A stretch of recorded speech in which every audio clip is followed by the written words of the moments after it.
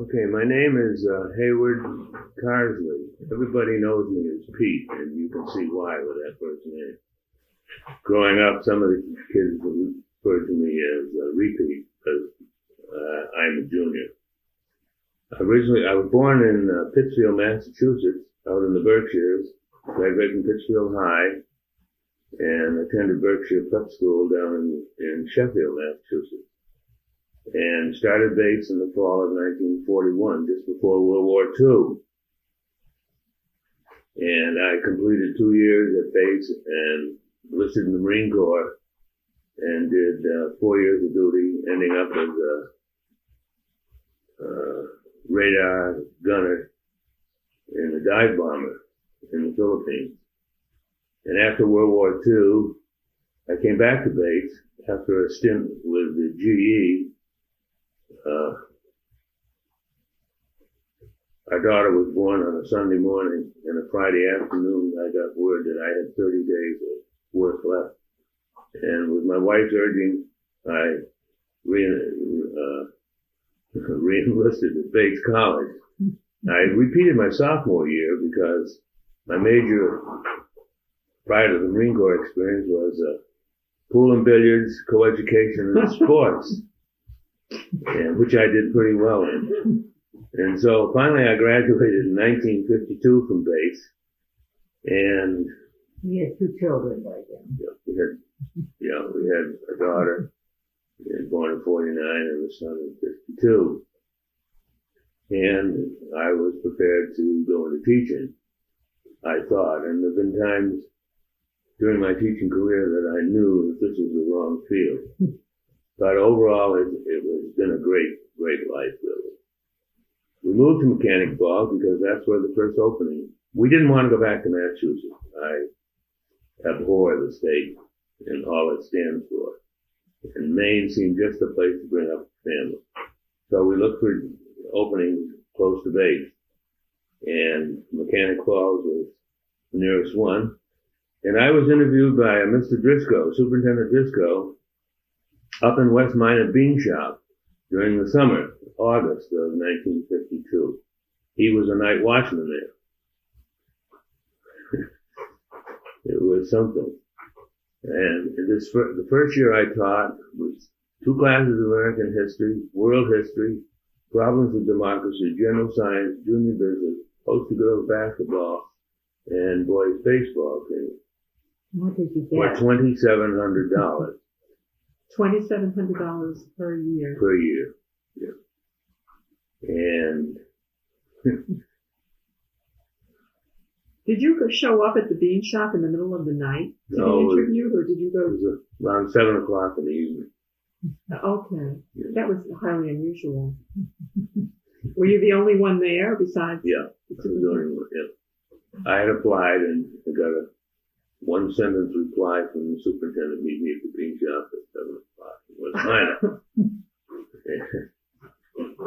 And I taught here in Mechanic Falls for 8 years. First 5 were just straight teaching, and the 3 years following that, I was a teaching principal. I will say, without any reservation whatsoever, that those 8 years were the best years of the 32 that I had in teaching.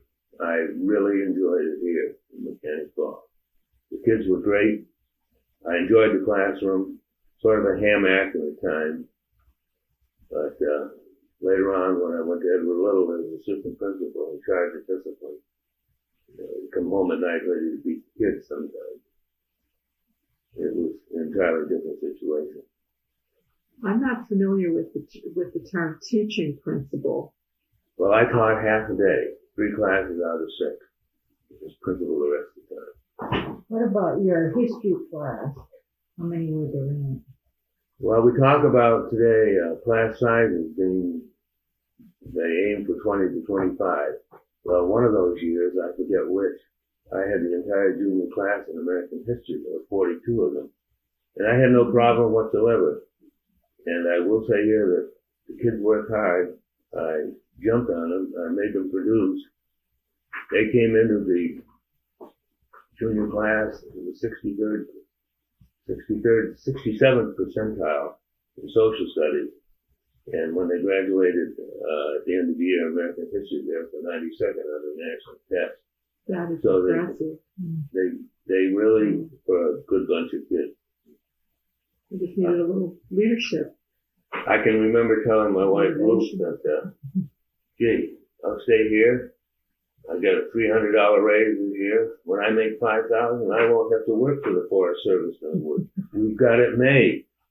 $5,000, $100 a week. With 2 children to support. Yeah. And then we had the third one in 1954. Oh. Some of the funny experiences I can remember, I gave what I thought was a common knowledge history test to all the 150 students here in the high school. One of the questions was, I had 3 blank, blank, blank with the names of Columbus's 3 ships. And one student wrote, the Mayflower in the 3 blanks. And another instance was when the wife gave an assignment to her English class when she was substituting here, that they were to write to a friend telling them of a very funny experience. And this person wrote, Dear Joe, what I have to say is too funny for words. Love, Paul.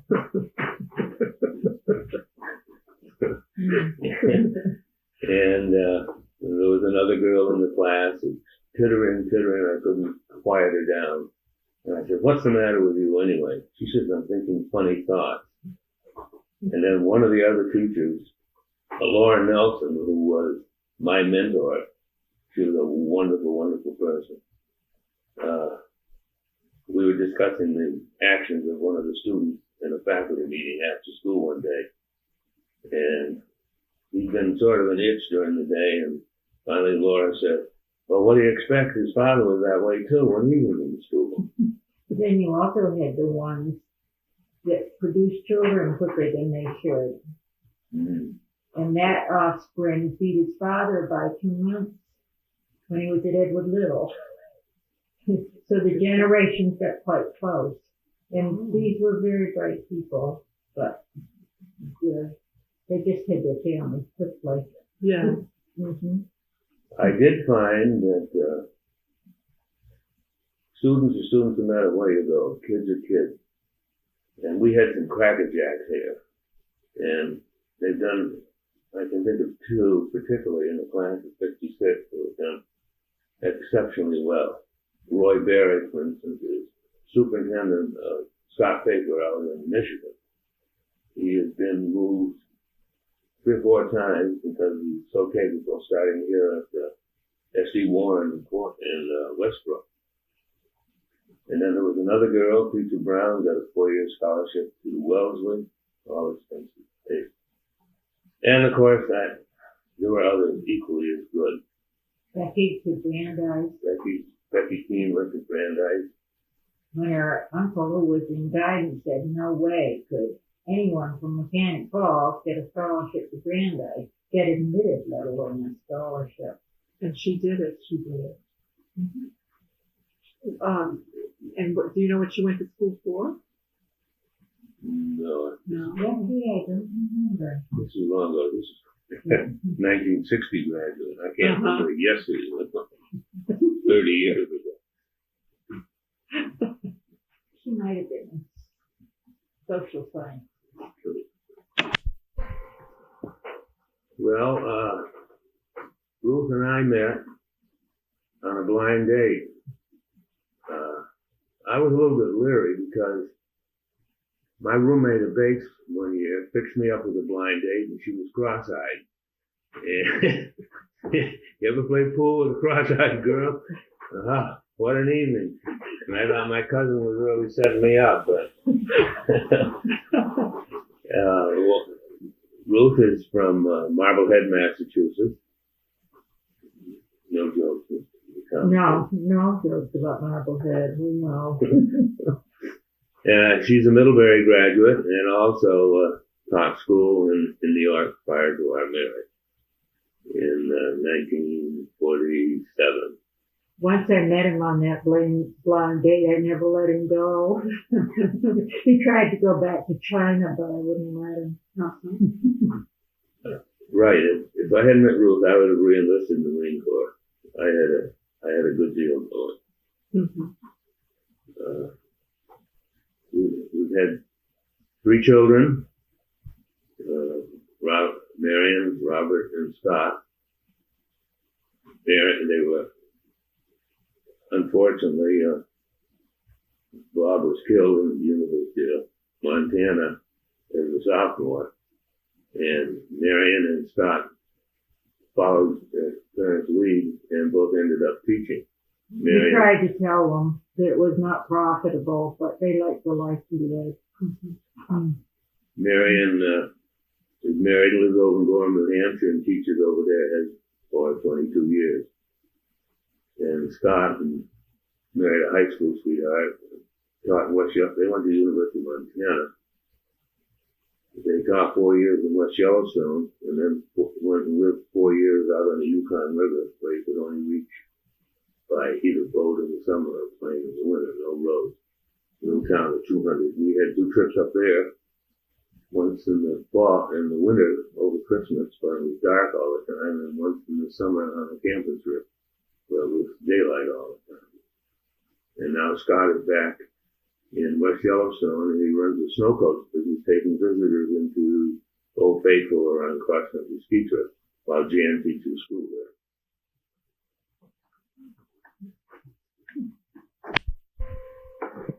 Scott was born the year after I had substituted here. The principal was Knowles, and he always said that Irma Sturgis, who substituted in math, and I substituted in English down here, that we both got pregnant at the same time because we were escaping from the school system. But when Scott was due, we realized we had to have someplace other than a rented house in Auburn. The house was too expensive for us to carry, so we looked around to find a place to buy in Mechanic Falls. A little bit reluctant to loan us any money, but we finally got a GI loan and found a house here on Elm Street where we've always lived. We bought it for about $8,000 with a GI loan. Yeah. $42 a month, which included taxes at that time. And we managed to save $5 every paycheck. We didn't always pay the oil bill. Well, Frank Williams was wonderful about that. We could pay in June or July when the money caught up a little. The feet worked on blister rust in the summer, which was eradicating the weed that carries the blister rust to the right time. Did that for years. You did that every summer when school was out? Yeah. And that was with the U.S. Forest Service. The U.S. Forest Service. Yeah. So I spent a lot of time walking in the woods. Walking in the woods was great after being with kids all year long. I tell you, it was nice and quiet. It's the same with working in the garden. That's why he had a big garden too. You could work in the garden. Yeah. Had a big garden, 100 by 120, about 11,000 square feet. Oh my God, I say. But it's down at the moment because of my knee problems, arthritis, and hit a tree skiing in prep school. And, the garden is down to about 20 by 60 now. When we're home, sometimes we spend the summers in Montana. We have a slide-on camper on our pickup. It's a collapsible one, so the profile is rather small in the daytime. And we've had 6 trips. We go, and sometimes we went in March. Most of the time we go at the end of May and come back in the middle of August. We take 3-4 weeks going to Montana, 6 weeks there, and 3 or 4 coming home. So we put on 13,000 miles one time. Went to Alaska back. To get back to Scott was born in 1954, and Bob had been born while we were at Bates in the big blizzard. They had a tremendously big blizzard, and nothing moved for 3 days. And they were very worried about us because there were 3 of us pregnant. We were living in the student housing, and they didn't know it was barracks at least, and they didn't know how we were going to get us out to get to the hospital. But lasted for 3 days, made it to the hospital, and Bob was born.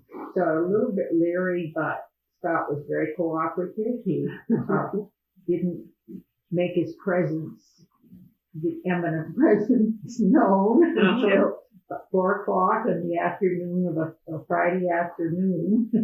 So he didn't create any disturbance at all.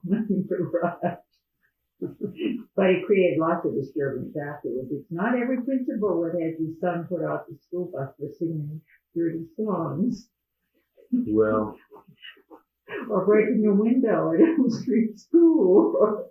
or getting caught with a chemistry test. Oh. I remember him being at E, but Scott loved it. Yeah, right. Now he's teaching chemistry. And, over the PAs, and Mr. Carsley, come to the office, please. Principal Saviano on the box. He says, Scott has something to tell you. Well, I gave him the rest of the week off. He says, I won't tell you who took it. I got caught with it.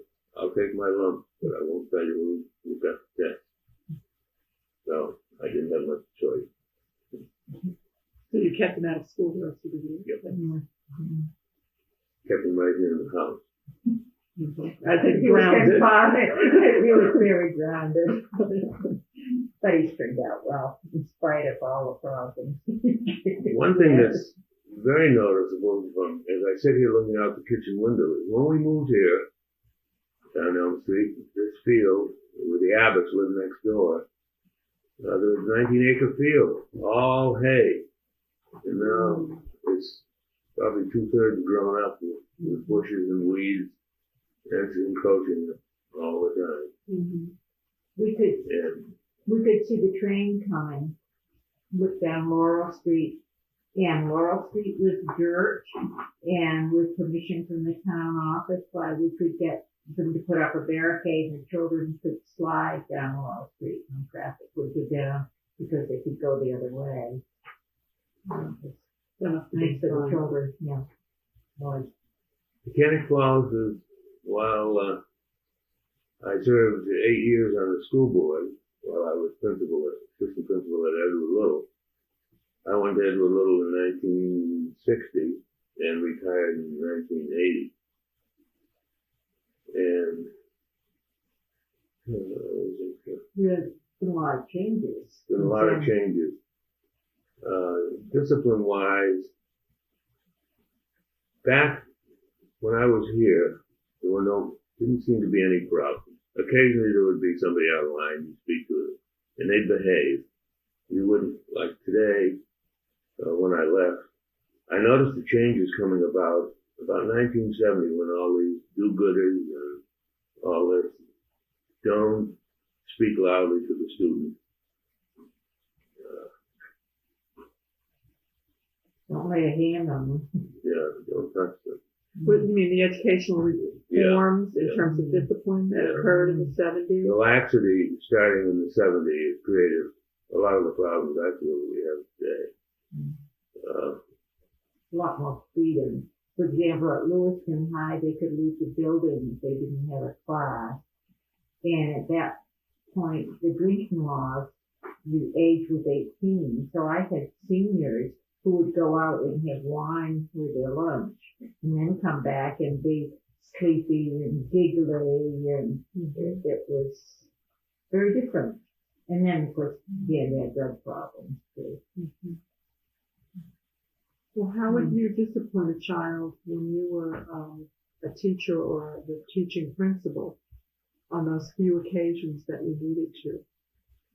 Either, most of the time, I'd see me after class.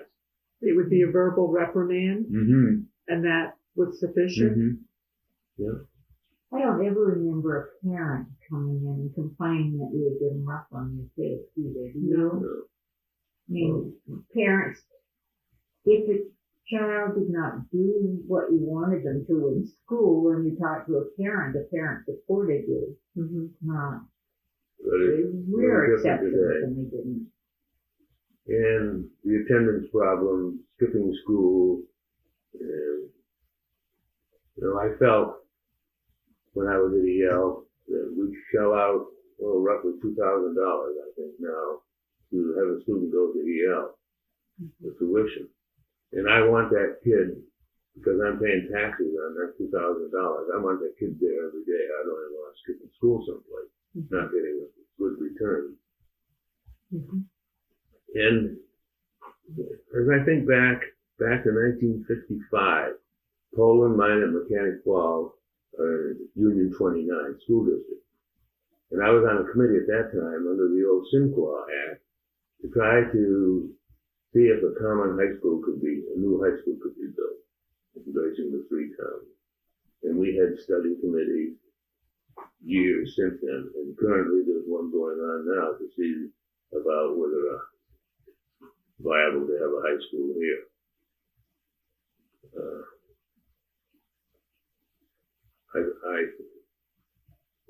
I don't want to be a Dr. Jekyll and Mr. Hyde, but I have a lot of praise for the kids that went to school here. I say the best times I had in education were as a teacher and principal here. But at the same time, there was always a fight to get enough money to run the school the way at least I felt they should be run. You can call it provincialism if you will, but it's a constant fight nationwide. But if you can't invest some money in your kids for the kids' future, I think you're doing a disservice. I think you have to answer someday if you can't provide the wherewithal for the kids to get the best education they can. What year did the high school close? It closed in 1968. Here. Yeah. Here in Mechanic Falls in 1968? Yeah. And where were you at that point? I was at You were Edward Little. but I was on the school board here. Did you notice any difficulty in terms of the transition with when the Mechanic Falls high school children started to go to EL as opposed to having your own high school? Well, that's what you hear at town meetings. And the argument is that they go from a small school into a big school. Well, Edward Little at one time was almost 1,500. And I think it's stabilized between 9 and 1,200 now. And the big complaint was that they get lost. And particularly the boys, they say, when you go there, you go out for an athletic team, the first thing they ask you, what town are you from? Come on, I know better. Coach is out to win. He doesn't care where you could be from Timbuktu and still be good. But it's like you're a big star at a small school here. But when you go to a big school, and you can equate this to college, you may be a crackerjack basketball player and a captain in your own school. But when you go to college, you're going to meet up with captains from bigger schools and a lot better players. And the gripe among a lot of kids going into Yale is that they don't give you a chance to play. Well, I can name you kids that have been captains of baseball, basketball, swimming, and a lot of kids have played football. And they've gone right from the 9th grade with no previous experience and made the team and done exceptionally well. And Edward Little, because of the size of the student body, we had a lot more opportunities for the kids, clubs and activities for them to participate in than you could afford here in town. We sent Marion to Edward Little, even though the high school was open, primarily because I felt very sure she should have Latin, and there was no Latin teacher at that time. Miss Nelson, Laura Nelson, had retired, and they had replaced the Latin program, and they did offer French, as they had all along, but in fact I substituted in French. They said that when I taught 4th year French, having had 2 years myself, but I also had 4 years of Latin and 2 years of Spanish, which helped, I'm sure. But my 4 years of Latin helped me so much. I wanted to be sure Marion had it. And that was the primary reason she went into Edward. So you had a choice of where to send her? How did that work? You paid the tuition yourself? Okay. So the argument that we hear is in terms of the children that go from Mechanic Falls to Edward Little, because I've heard that voiced as well. If you don't really see that in terms of a major problem, it's more, do you want to be a big fish in a little pond or a little fish in a big pond, and that transition to a larger setting? But it's not necessarily true that the children are ostracized just because of where the town they live in. They are, which is what I hear also at times. As a principal, I would never have put up with it in the first place. Or if it had been prevalent, if it had been at all, word would have gotten to the superintendent committee in Auburn, and it would have stopped. It just... The thing that is true is that they are suddenly in with a lot of other students who have come from out of town, are from a different background. I think that's the major thing. Mechanic Falls basically is pretty rural. Poland and Minot do not have ninth grade, and they send their students into Walton Junior High. And I feel strongly that the kids here, the ninth grade should also go there. Then they go to Everett as one class. There's so many coming together at Walton. Everybody's mixed in and nobody. I think the transition would be a little bit easier. Scott especially said he did feel a little bit, not athletic stigma, but a stigma that Mechanic Falls wasn't hit down. Social kind of thing. The social, very definitely. And he was the kind that could overcome it. It didn't bother him, but there would be students who might feel intimidated. And that's too bad. Granted, that's...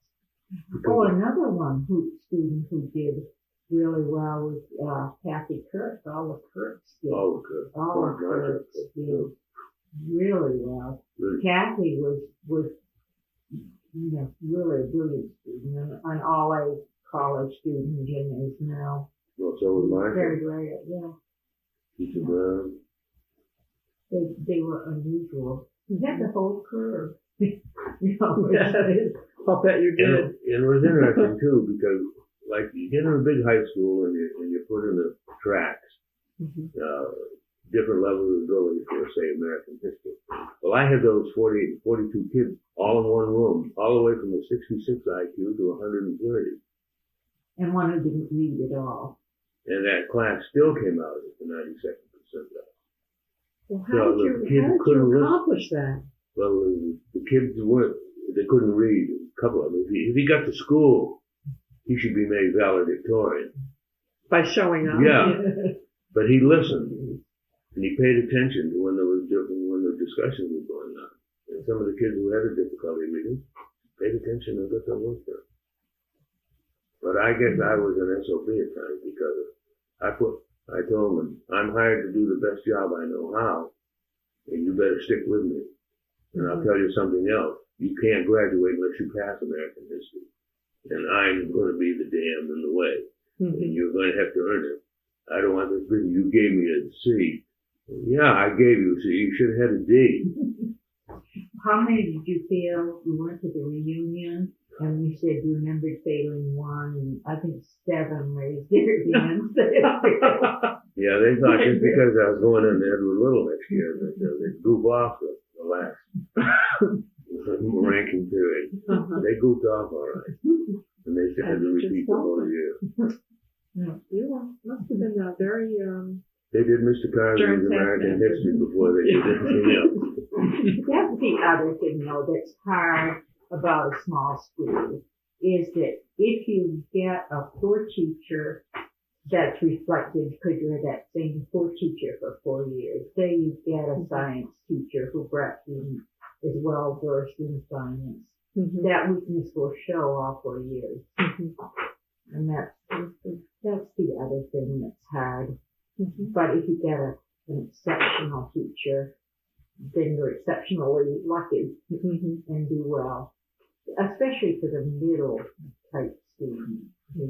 You'll get the brighter students will get it, and some might need help or get it with help from home. In those days too, you were expected to take care of your own blackboard, wash it down before vacation. And not use duplicating paper, because a good teacher, to quote Mr. Driscoll, the superintendent, a teacher worth her salt could write on the blackboard. Didn't need to duplicate text. You mean using a Xerox machine? Yeah. Was it like a no-no? Yeah. Well, it was the crank type then, you crank. Well, I'm old enough to Yes. know that. Know exactly what that is. But, when I It's became, wasteful. Oh yeah, it was a waste of paper. the paper that's wasted in the factory room is unreal. Yeah. As I look back, I can recall keeping track of the number of hours, because you always heard all the teachers have a habit, summer off. They don't work very hard. Blah, blah, blah. Well, I kept track the year I was principal. I kept 2 of the 3 years. In 1 year I had averaged 56 hours a week, and the next one 58, which included all activities. I had to go to the basketball game, ride the bus, and take courses. All that added up to school-related work. I put in, just call it 60 hours a week, and 36 weeks. I put in more time in 7 months than most people put in a year. We chaperoned several trips to New York too. Oh yeah, tell us about your class trip. Oh yeah.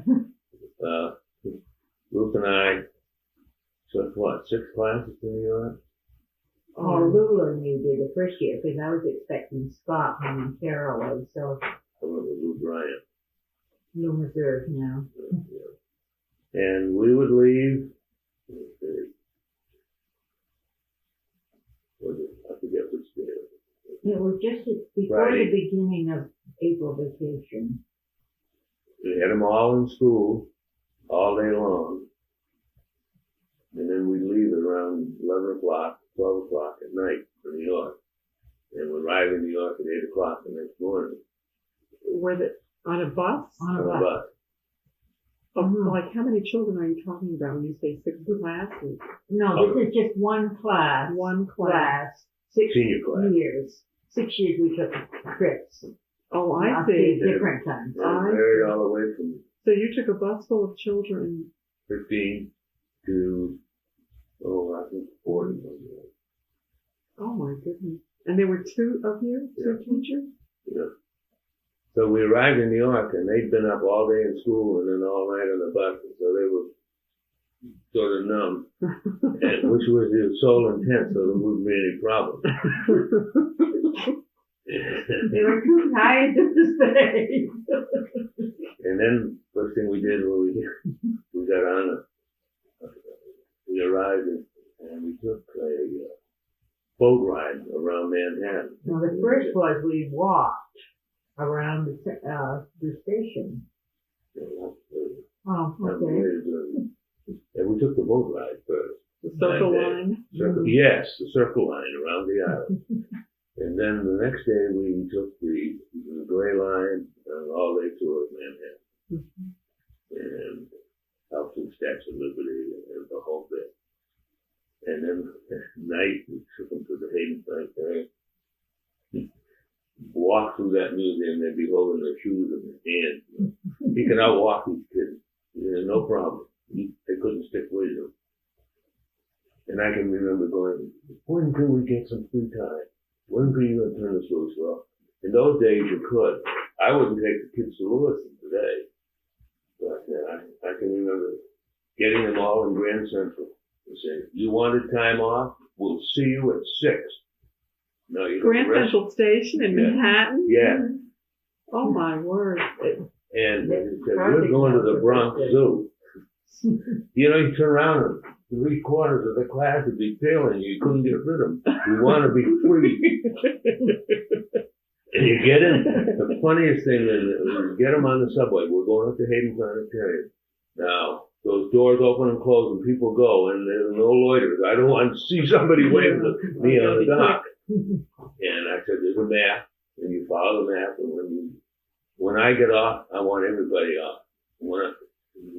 Otherwise, you're sitting in those, 40 kids jiggling along watching me. I get up, I can make 40 kids to get up. Gee, we had. There was always so much big talk about what they were going to do. And even then, you had a few that were drinkers, or a few that you questioned. They thought they were pretty big shots, but they were like really overwhelmed by New York when they got there. And they were practically walking your heels.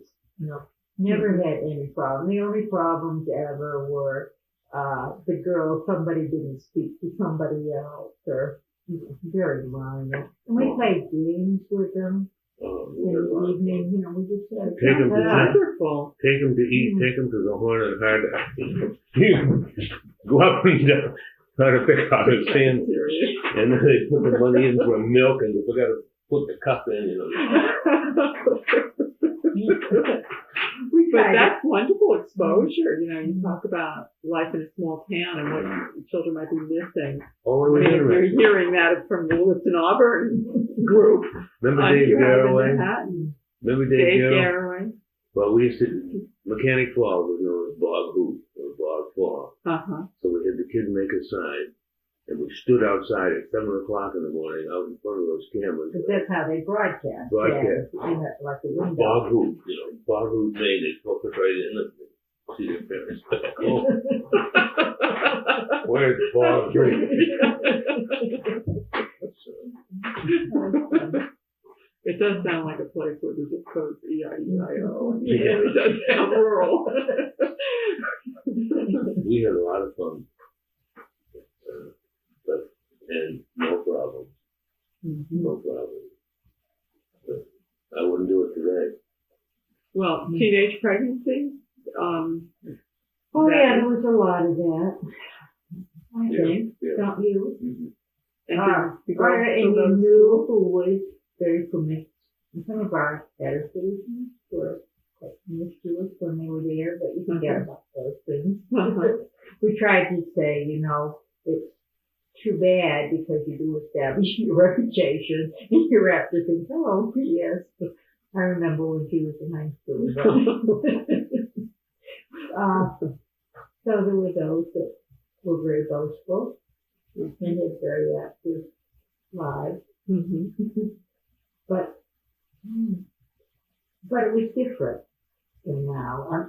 Then, of course, you didn't live together before you were married. When we first came here, also, we didn't ever have a drink in public. When we were at Faith, we had made homemade beer because that was the cheapest thing we could drink. We were trying to save money, naturally. And so we did have but we were very careful not to drink beer. It would have, I think you probably would have lost your job if you were seen drinking in public. And you remember when we went, where was it in Poland? We went, after you got your job at Edward Little, we went dancing where they served liquor. Before you get over that was the first time it was in publicly in a place that served liquor. So this is to do with your being a role model as teacher and as principal, that you just, even outside of school, you would not drink. You'd not be seen drinking publicly. No. Well, you had to. I mean, that was sort of expected with the contract. It was. I think so. Not written, but it was implied. Okay. But we did take it seriously too. And these early students still come back and see us, come back and see Pete particularly. visit. Yeah. And now you don't meet that postcard that the student very rarely. Mm-hmm. The class of 56, I think I've had more fun with, because they started the same year I did. Mm-hmm. And I've spoken to their reunions a couple times. I've had some wonderful. And then I taught across the street, so I was asked to a reunion. That was kind of funny. They wrote it to Mr. and Mrs. Ruth Carsley because they wanted to make sure that they knew I was the reunion teacher that year.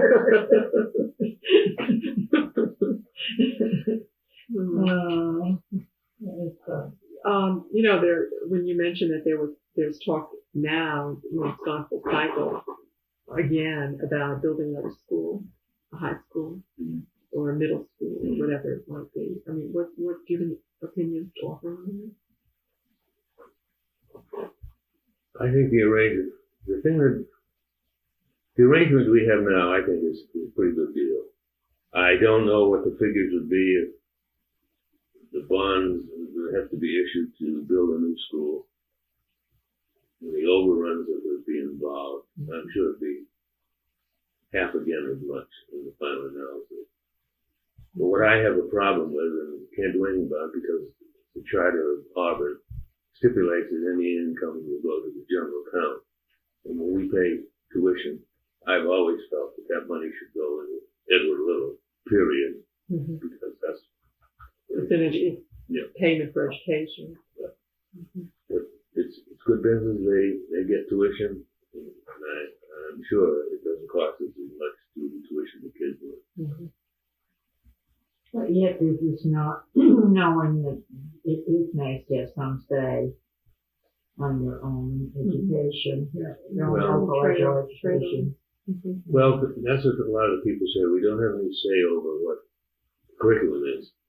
Well, I can't believe that the people in Auburn want anything different than the people in Mechanic Falls. I think that's universal.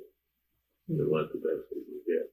To have people try to tell me that kids don't stand a fair shake and we don't have any say. To me, it doesn't hold water. You know that they did do well here. It was a small high school, but you don't hear about those that perhaps didn't fare as well because of the small. And we've always had them in a number of them, 3 or 4 one year in the top 10 of the year. That's a good sign. Yeah. The Elm Street school principal is having a series of meetings now where he's inviting parents to. I remember Danny as a student. You had him as a student? Yes. Oh, yes. What was he like? Tell all. There are many students who like to hear this. Danny? He was great. He must have graduated by 1971. 1970.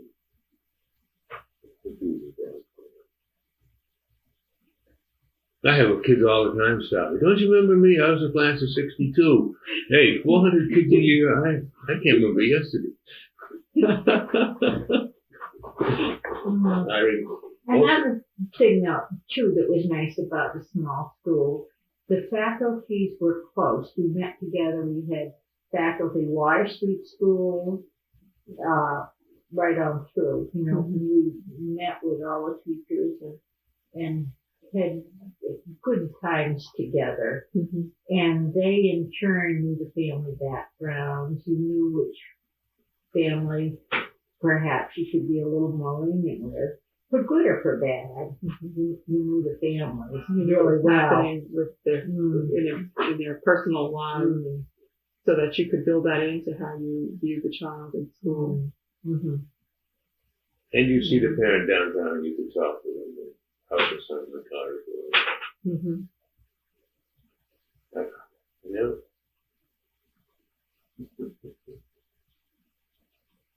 I don't really recall ever having a runner in the corner. But when they caught different school, the mother was going to call the commission. And I offered to get her a number if she was on.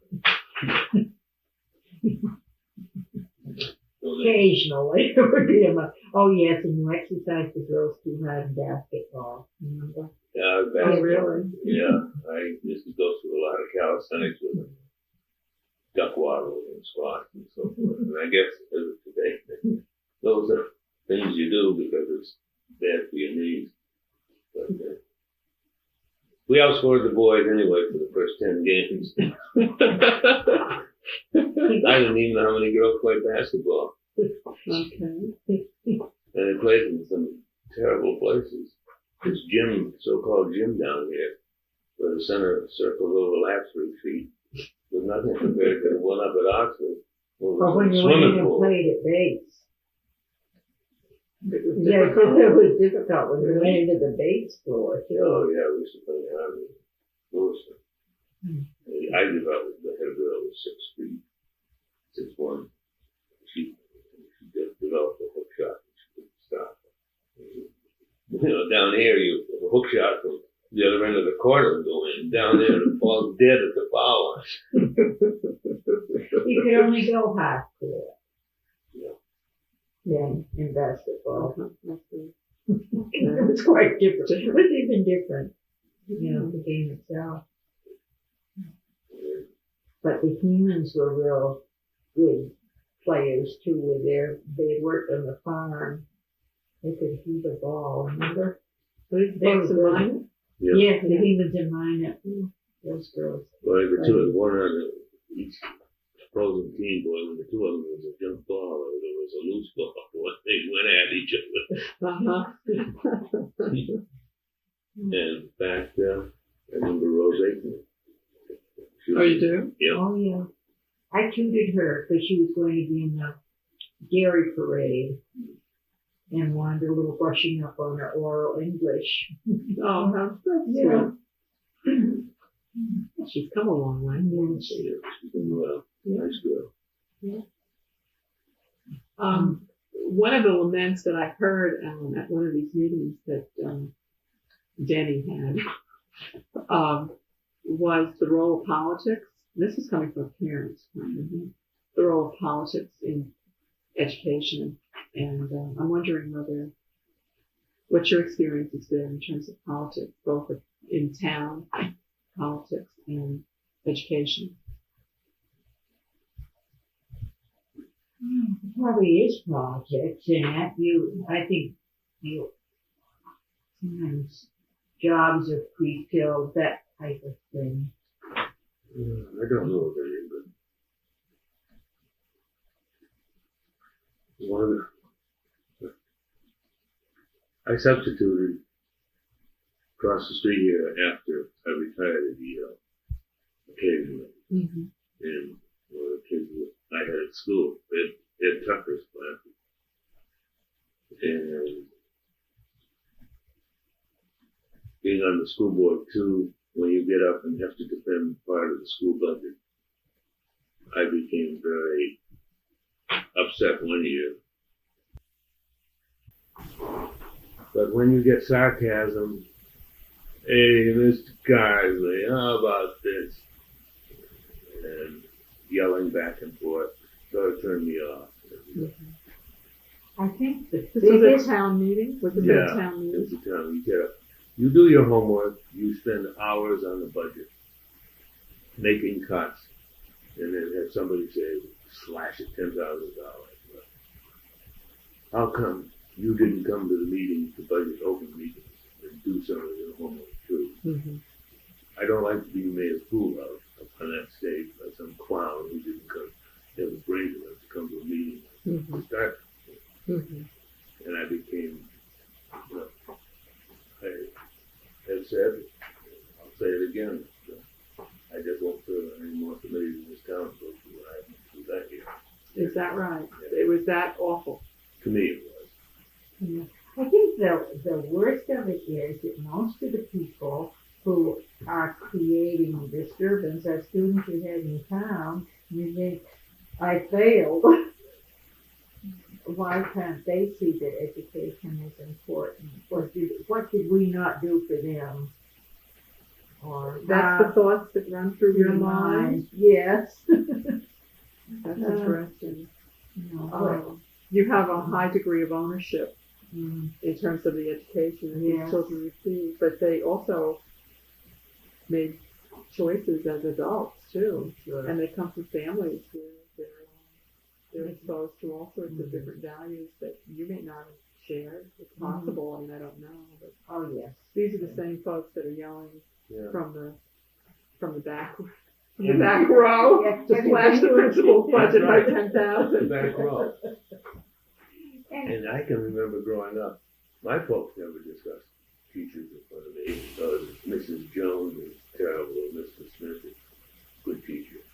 And today that's discuss the teachers in front of the kids. Maybe it's right, but when, that's so and so down there, it rubs off on the kids, and I think they're actually that's how the parents feel about it. Yeah, I think the respect. It's different. If it's not there from the parent, it may That's right. be hard for the child to understand. You can't in 5, 6 hours, combat the family influence. Yeah. And life is very different, of course, now. Mothers are working, there's so many more single parents, families. We know it's different. We worry, we go to the Congregational Church, and we worry about the fact that there aren't more young people coming now. It's an old church, and but it's more the same thing, I think. Families are together only on weekends. And the most important It's thing just a is different way of life that has to be worked out somehow. the family. Our book is the most important. And we ate, That's in life. The most important, everything else. you ate your meals together, you talked together, you did things together, you camped together. And that isn't always true now. At least in Lewiston, I know the students that I had rarely would leave their families. Rarely would they have a meal with their family.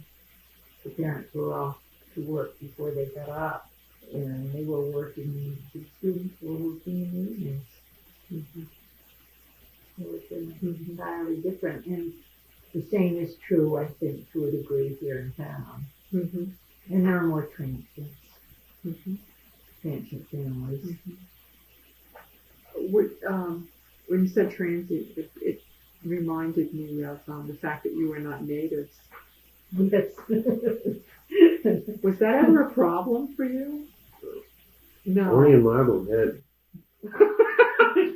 Yeah, I lived in Marblehead 3 generations before you were Marblehead. What about Mechanic Falls? When we first moved in, Bobby came in the house and locked the door. We were moving in and locked the door with a skeleton key on the inside. It was 2.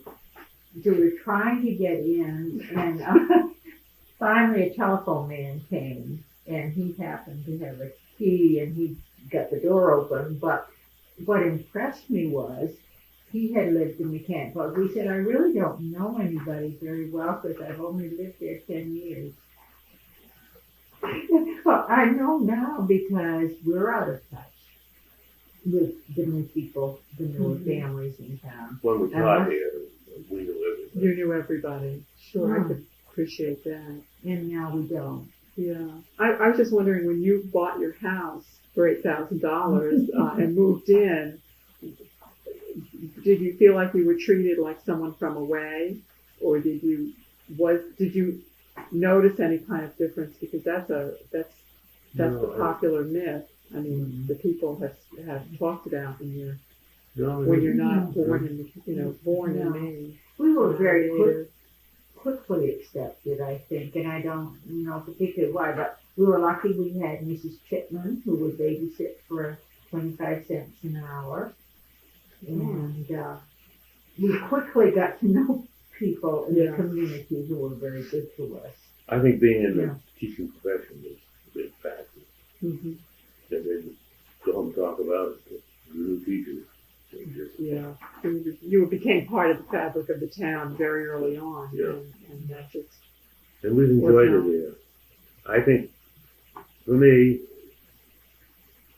we're ideally located. We're 30 miles from about everything. the ocean, Portland, Augusta, Mhm. the hills, hunting and fishing, and of course I love to ski. Mhm. We're a good spot. We're out of Massachusetts.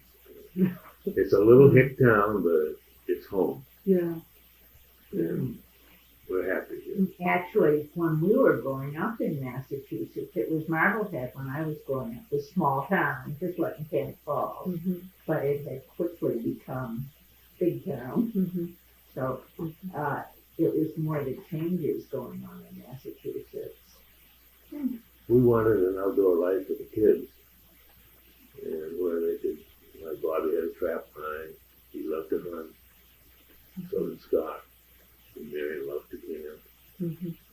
We just didn't want any that big city stuff hanging on the corner. Mhm. Mhm. Well, that's obviously carried through. I mean, if you've got a son living in Montana, in the middle of Timbuktu, it sounds like. 800 But people. I mean, that he's obviously embraced that as how he wants to live his life too. So. One name they may give you to interview was Dick King. It was a name was suggested last night. Okay. And he grew up in this house. There were lots of nice people. We remodeled that. The bathroom that got just a commode. You know, And it was a little. And on the back of the door was RK. Oh, really? Carved in with a knife. I said, Dick. He said, no, it's my brother's boss. So they're roommakers. They're legitimate. You tell me. They've grown up here, so we're just sort of accepted. And John Abbott, you could get him to talk. He's a real down east Mainer with his. Well, his father had a store here He in used to live town. right there. And He's always lived here. he's a native. Uh-huh. And his expressions and his inflections and his really he's a Mainer. Okay. It'd be fun to talk with him. How about the stores in the downtown area? Has that changed a lot over the Oh, yes. time that you've lived here? Well, yeah. Fire took down the First National, right next to where Les Dave's barber shop is. And then another fire used to be the grotto next door. Mm-hmm. And where, The Grotto? yeah, What was it was the? a little restaurant. Oh. Nothing super, you went and sat on the bar stool. And it wasn't too many years before we moved here, there was a killing on the bridge. Someone had been drinking. But that was before we moved in, you know, but As in murder? Somebody? yeah, Oh, cold blood. yeah. Got upset. And so there was no drinking in any of the establishments when we moved in because of that incident. But when we told them they were moving here, it was, oh, Mechanic Falls. You know, so, oh, how come you want to be there? Mm-hmm. And then But was we the didn't family, find that to be true at all. was the family still in The family outlet? family outlet? Yeah, that was a whole building there before Parsons bought it out and had this building built. And there was a next Diane, the rest shop next door. Mm-hmm. Where Cumberland Farm was, there was a Speed's garage. I don't think Speed ever washed the windows in it. You couldn't see in. I don't know how he liked it. Well, I remember before they tore it down what it looked like. Ah, So I don't know what it looked like in its prime, Yeah.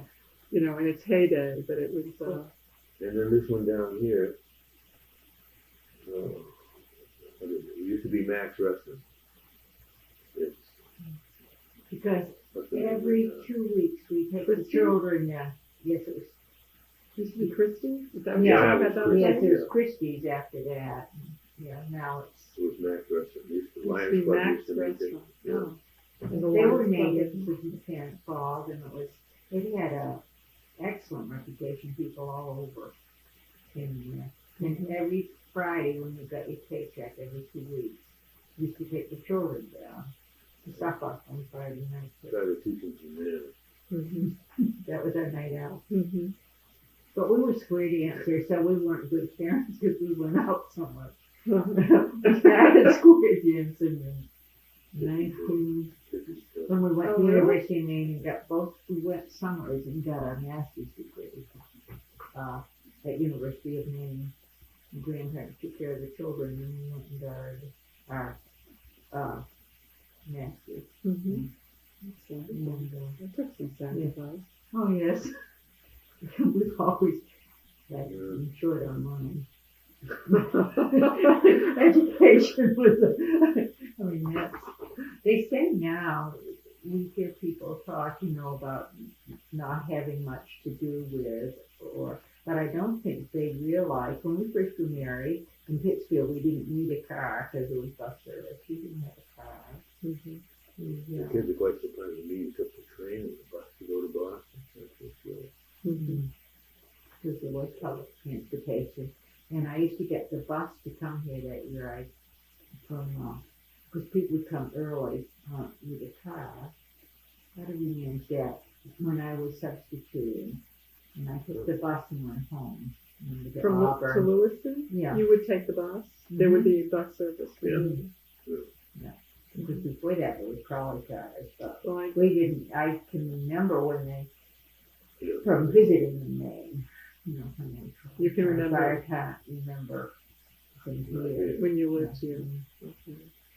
I went to camp over at Empire Grove when the summers I Where was is that? in Poland. Really? Mm-hmm. It's a Methodist Yeah. campground, and the summers I was 11 and 12, there were people at the General Electric in Lynn who ran a camp for girls.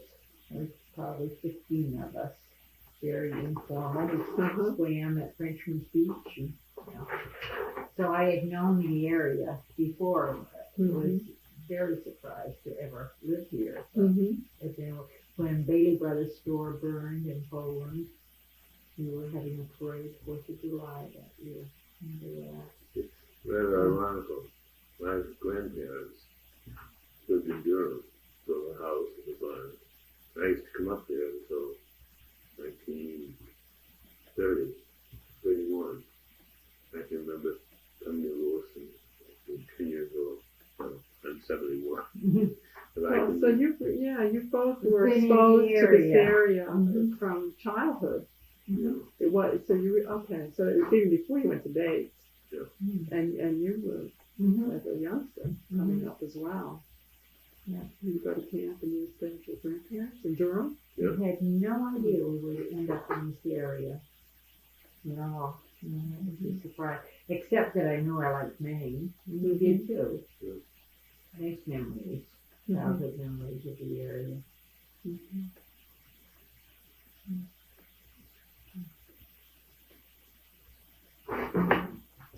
And of course there were lots of elm trees when we moved here. There So that's were. another thing Mm. that we missed.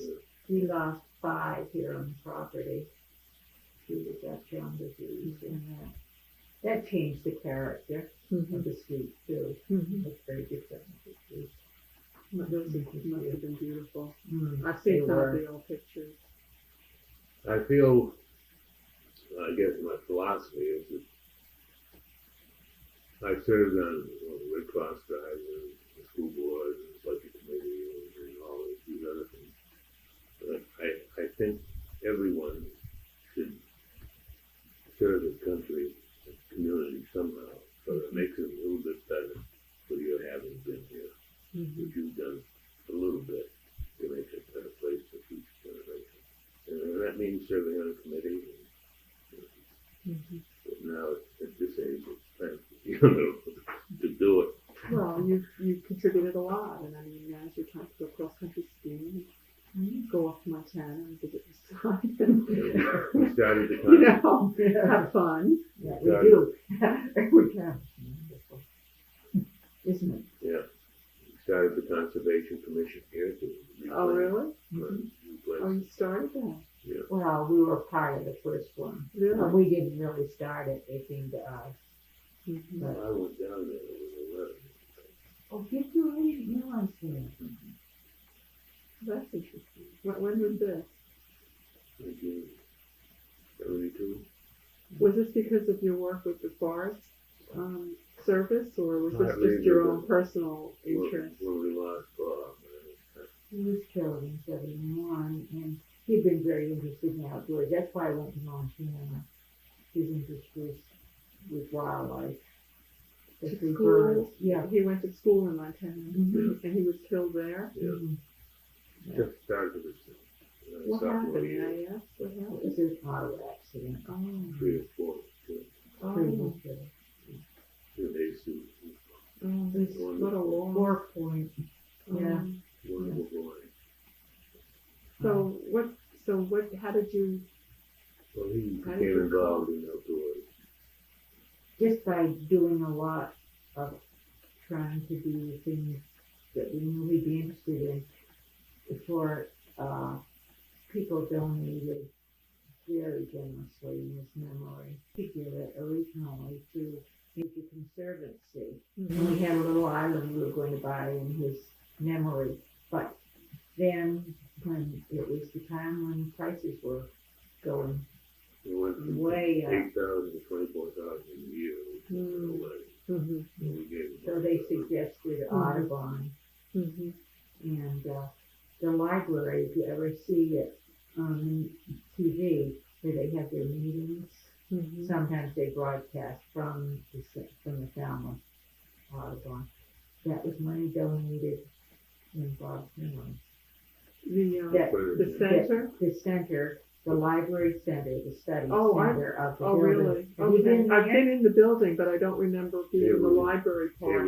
Yeah. No, I've been in the store part and sort of the central. Well, if aisle. you went Well, around next time I the go, I'll store, look. you go to go to the left if you're going in that way. Mhm. And there's a library and a study. Oh, really? Yeah. Oh, okay. There were matching funds, and so there was enough. Oh, that's And Bob himself had saved some money in that one. hmm And then, because of his love of the outdoors and the wilderness, you decided to start the Conservation Commission. Well, Was it there was a movement in the whole state. Each town Oh, I urged see. to start one, we were one together. So this happened simultaneously. Mm. So I guess we're still alternate members, but the commission hasn't been active for a long time. But one of the big things they did was plant the new growth around new trees. It was a state program. Town raised $2,000 a year, which we spent in planting trees. Half of that was reimbursed, so we got $1,000 refund from the state, which we used to trim and fertilize trees. We did that for 15 years. So all these trees you should see along Did the members road. of the commission actually planted the trees? Well, no, Whitney Brothers, great. Okay, Yeah. you Some years we went out So and I- did and it. actually did. Did the planning. Yeah. That was Ray Bunker though, who did the most of that. Mhm. And Thelma Murray was very active. Her husband was Yeah. superintendent of the mill down here. And she was very active on the tree planting too. Mhm. The Ray Bunker was very instrumental. He oversaw the whole time. But we went and learned how to make maps and did The courses and and did catalog the trees. but what was the zone man maps? Shoreline. Shoreline zoning is the word I want. We just had all of them. And the show. We put a couple articles in the papers telling them we were going to have a meeting and the state official was coming. And we hoped we would be attended to understand what we were trying to do. The shoreline zoning. Keep the development, not let development just go helter-skelter all over And Laurel Brook. And I think we had 3 people. Oh, There's not a great interest. Yeah. well, we got passed and so we such and that. Mhm. So if Oh, you that's want to nice. build close to the water, you have to go before the group. Get prior approval. Well, that's good. Mm-hmm. Oh, it's important. And the waters have cleaned up tremendously Mhm. since we were here. The Lorraine Scoggin, you no Mhm. longer dump the waste in Mhm. there. Been big change in that. What about wildlife? Did you see from from living here, right at your house, did you see different kinds of animals in the Oh, yeah. backfield here? We've seen the moose a couple times, and a lot of deer come to guys. Oh, your garden. Help themselves with broccoli and beet tops. Oh, Oh, dear. yeah. But I don't know that it's any different now than when we moved in. Do you? I don't think there's been a change. That was big change in, we'll probably have more now because the dogs used to run loose. Mhm. So you didn't get the wildlife Mhm. up close. We never had skunks, for example. Were not a problem, and they sure are now. Mhm. Because, and we think it's because of the beach laws, which is an excellent idea. But Okay. If you had to summarize your experience as residents of Mechanic Falls, how would you characterize your tenure here in this house and in this town? Positive. Positive, definitely positive. I've enjoyed it here. I gripe, complain, Mhm. but I think that's part of the process too. But we've been happy here. I'm just going to turn the tape off. I just wanted to thank you both for the time that you spent with me. It's been painless. so I was a little That's good. That's good. I didn't know you were such a shy person.